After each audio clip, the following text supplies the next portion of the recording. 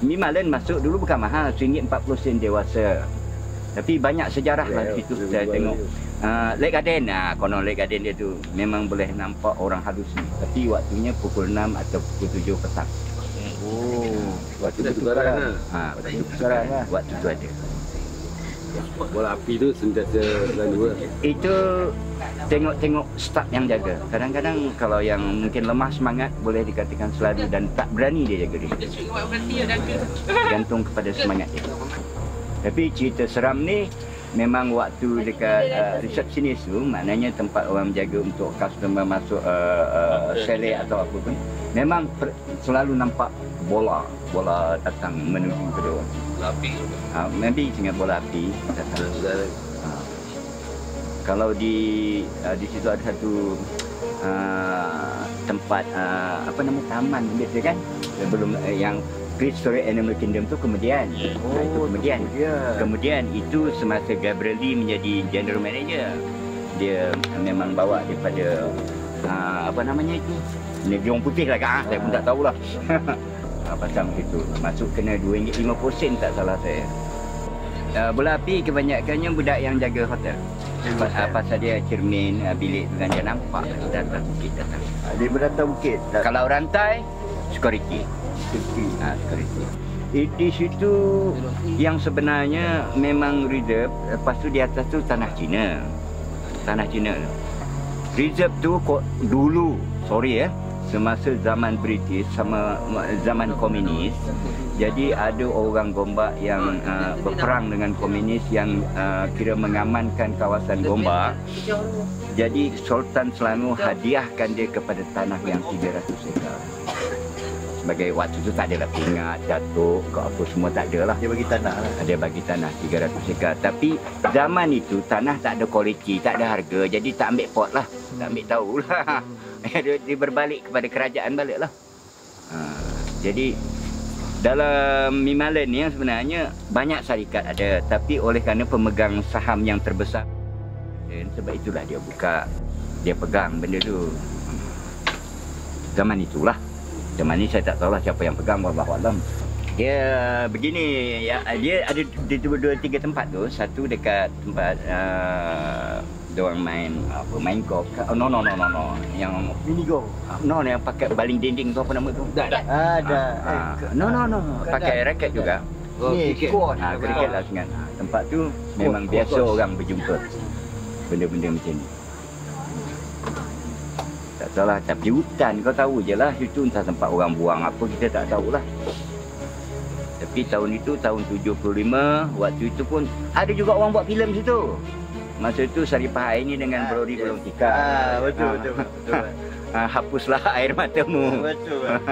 Waktu zaman itu. Zaman itu lah. Biasanya kalau dalam chalet tak ada. Biasanya di luar. Di luar. Maknanya dia banyak pada tempat berair. Tempat berair di swimming pool atau di tasik. Tasik tu dalam tau, 75 kaki tau, bukan kecil anak tu. Itu tasik buatan ke tasik? Tasik buatan. Dia bukit, antara bukit gitu. Kan? Gaung lah. Gaung lah. Dan kan di tengah-tengah tasik tu ada chalet, ada 2-3. Setiap kematian bunyi rantai. Yes. Dia pemberitahulah. Maknanya bila ada bunyi rantai, paling kuat 7 hari mesti ada yang mati. Rantai tu macam mana bunyi erik? Ring, rantai kena tarik no? Di atas jalan raya. Chain. Ring gitu lah lebih kurang. Itu security yang cerita. Sebab security tu pun kawan juga benda kita hari-hari jumpa kan. Biasa dengar menilai rantai apa ditarik, paling kuat seminggu. Mesti ada yang menilai menangis tak? No, menilai dan tarik rantai je. Dia tak kata menangis. Menilai. Menilai rantai. Bila ada kematian, mesti ada bunyi rantai sebelum. Tapi 7-8 orang.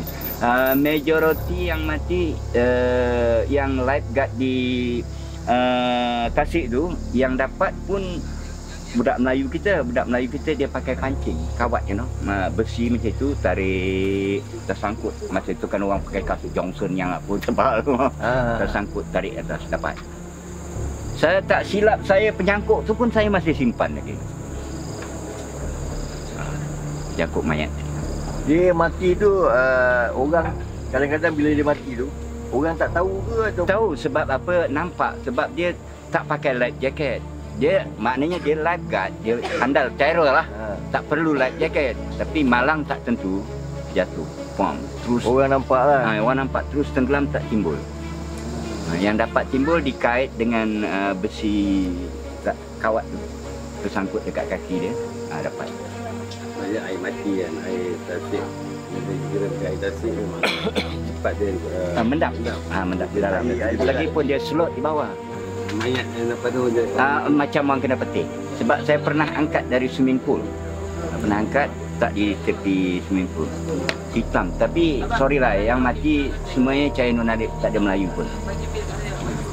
Patut kalau mati lemas, biasanya dia merumbung ke kembang putih kan. Itu kalau dalam mungkin satu kawasan yang sungai, mungkin bila air dah penuh dalam perut baru dia boleh timbul selepas 48 jam. Benda ni macam swimming pool clear, nampak. Jadi orang boleh tarik angkat lah, tapi dia lebam lah.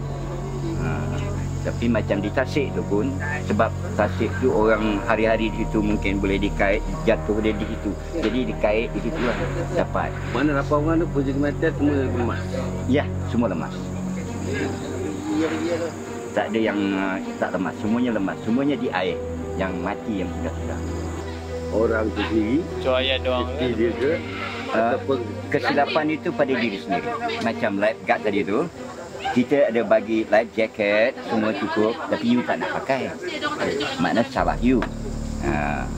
Di swimming pool juga dia ada tempat yang dalam, ada tempat yang kurang dalam, yang dalam. You tak pandai begitu berenang, kenapa you masuk tempat yang dalam? Artinya salah sendirilah. Dia ada peraturan. Tak salah syarikat bertanggungjawab ke, wallahualam saya tak tahu. Zaman itulah. Tapi zaman itu Mimalan memang popular lah. Maknanya ramai orang yang datang. Zaman itu orang tak tahu apa ada di dalam. Tapi di dalam tak ada apa pun. Masuk bayar RM1.40. You nak masuk swimming pool, you kena bayar. You nak main boat, you kena bayar. Padahal tadi entrance dah kena. RM1.40 tahun 75 dia kira besar. Ya, kira besar. Nanti dia tanya ke abang. Dekat RM20. Zaman itu. Zaman tu. Ya, ada 140, 130 zaman itu. Kalau bagan lebih kurang 140, bisa bagan yang dalam air tadi tu, yang rumah macam lain. Itu dipanggil bagan. Sele yang di tepi jalan. Itu dia punya bisnes. Dia nadi dia betul-betul swimming pool yang sebenarnya, sebab orang akan datang. Timpak je lah. Sebab swimming pool yang tercantik dalam Asia dan yang terbesar dalam Asia zaman itu. Hari ini pun dah banyak yang besar kot. Dinosaur kemudian datang. Dia pasang binatang-binatang. Ya, Waalaikumsalam. Prehistoric Animal Kingdom tu masuk pun kena bayar. Binatang-binatang dulu lah agaknya. Zaman tu tak tahu RM1 berapa kena bayar. Golf ada juga, tapi golf budak-budak lah. Mini golf. Saya pernah main. Masih kecil-kecil, ada orang bapak pernah bawa. No, saya tak pernah masuk. Sebab situ ada security bangsa, tak tahu sniper ke apa ke. Dia pun takut nak bagi kita masuk. Tapi tak boleh masuk situ, ada jalan lain nak masuk. Kalau nak masuk, Batu 10 boleh masuk. Itu tak ada security. Itu memang tak ada security lah. Tak ada security. Benda pun Mimalan bukannya ada pagar. Pagar cuma depan tu saja. Entrance depan tu saja. Masih lagi ada kan, dinosaur yang itu masih ada lagi. Mungkin saya pun dah tak masuk. Benda tu patung ada lah. Kalau tak ditumbangkan dia orang tak diangkat, ada lagi agaknya. Tapi bab hantu ni, di sini pun saya pernah tidur. Saya tak nampak hantu pun. Yang saya dengar bunyi terjun daripada atas bumbung tu aja. Saya suluh-suluh tak ada apa pun. Saya tidur sini. Tapi dekat kebun saya dulu, apa yang sekis apa nama yang TV punya tu? Ciket. Ya. You ada buat dekat tempat Batu 18. Di Batu 18 tu dia buat dulu. Dalam monitor kita memang nampak satu perempuan naik dari sungai, hala ke pondok. Memang nampak. Tapi kita telefon balik tanya orang yang jaga tu, dia cuma rasa panas. Dia tak nampak apa pun. Tapi sebab TV dia sensor atau dia tak boleh tayang terus benda tu kan. Dia potong. Dia nampak monitor tapi bila kita rekod, dia tak keluar. Ya. Orang tu benda dia tak keluar. Dalam monitor memang. Itulah kebun saya tu. Oh. Dia masuk ikut saya lah. Masa tu ada pondok 2 tingkat kan. Right lah. Dah tu. Dah lama tu, tahun berapa? Tahun berapa saya lupa. Di sini pun ada 2005. juga, tapi sini macam beruk orang dia. Yang sini. Sini. Dalam monitor kita nampak. Jadi dekat rumah saya tu ada satu orang tua, nama dia Nenek Penaga. Dia membela anak Cainun Alif. Jadi apabila anak dara tu dah besar, dibawa oleh diambil oleh komunis, dibawa ke Mimalen dan dibunuh. Itu yang keluar sekarang. Benda anak dara tu yang dibunuh. Sebab di situ tempat orang membuang ilmu-ilmu orang dululah yang tak baik. Jadi si komunis ni bawa anak dara tu, dia pancung di situ, maknanya mati di Flower Garden tempat tu. Itu yang saya kata yang boleh nampak waktu maghrib atau apa tu, budak tu lah yang nampak. Jadi ada kena mengena juga cerita tu sikit tu pasal perempuan tadi tu. Memang orang boleh nampak kadang-kadang dia. Ialah benda zaman itu tak tahu apa ilmu orang tu pakai, saya pun tak tahu lah. Penaga ni yang sebenarnya orang yang meneroka mula-mula Lembak. Juga zaman itu zaman komunis kan. Alulah ada yang lebih sikit cakap kalau di malam ambil bawa pancung dekat ini malam. Waktu itu kalau budak-budak sekolah dan berkemah di tepi swimming pool tu, malam boleh nampak orang mandi semua berenang bunyi apa semua. Cabut malam tu tak tahan. Di tempat tu.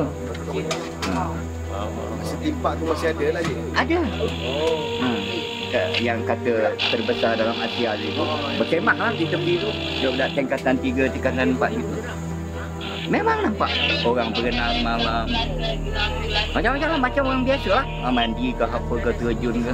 Tak tahan, cabut. Siapa ada yang masuk situ malam-malam? Ya tahan. Ada. Itu memang betul lah tu. Semua kata anak dara mati tadi. Memang betul. Itu memang sejarah, memang mati. Dipancung oleh komunis lah. Cainun Alif lah. Sekarang parking tu dah tak ada Jalan tar tu dah hilang dah. Tak nampak dah. Dah 40 tahun lebih dah tu. Semua dah tanah dah. Semua dah tanah. Tanah. Kisah tokong yang saya cakap yang boleh Cina menurun tu tak ada saja atas bukit tu. Tu kena masuk dalam Mimalen. Dalam Mimalen, tapi belah atas bukit. Atas bukit. Maknanya entrance belah kanan, hala ke masuk Mimalen. Atas bukit. Ada. Ingat ada lagi lah. 40 tahun yang lalu dah. Dah lama. Saya pun dah tua.